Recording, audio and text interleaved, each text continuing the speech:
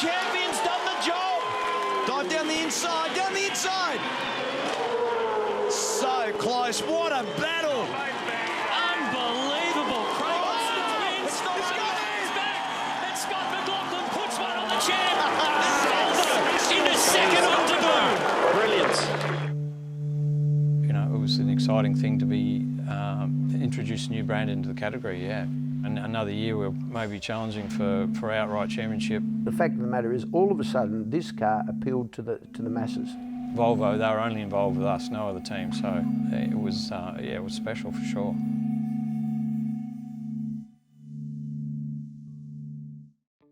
So Dad really started the team when he was 18 in 1963, and it started obviously because of his love of cars, and Beg borrowed it and scraped from his parents, and bought his first race car. GRM commenced small workings, I suppose, 1963, just with myself racing a car. We had a bit of success. From there, it's developed into a business that now employs 35 people. Where Dad lives, and he used to stop in and have a beer with me on his way home, and on one occasion he said, "Oh, Volvo have approached me, we might race Volvos next year, they're looking at getting into racing." They'd looked at the teams that were available and considered us to be their best and most, probably not only the best, but the team that had been around the longest, and a team that they wanted to associate their brand with. Look, it's always exciting to introduce a new brand and new challenges for the guys. From an engineering point of view, to develop your own car, and you know that was you know, to own it, you know, like to be GRM's car, I guess that's exciting. It was obviously a new manufacturer to supercars, and yeah, we were excited to get stuck into it and prove that, you know, GRM could do a project like that from start to finish and be competitive. That initial Adelaide, and we won't call it a win, obviously it was a second, but it was you know, the young kid on the block in the sort of daggy old grandpa's car, racing the proven champion in the you know, the very popular Holden, racing wheel to wheel on that final lap, just trading paint all around the final 3 and 4 corners, and then it looked like, you know, coming to the second last corner, Whincup got the jump on him, and that final corner, Whincup went a bit deep, and Scotty ducked up the inside.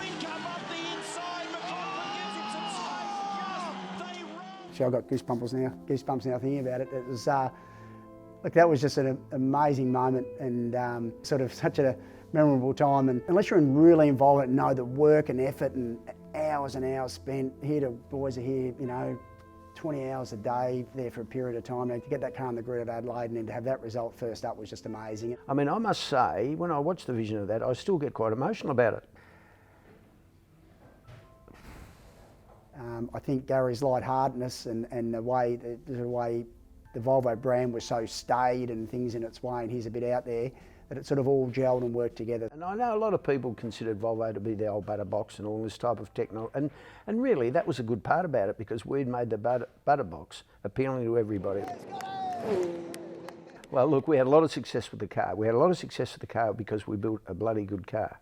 And as I said, we built a good car because we've got great people here. That was the whole secret to the success of the car.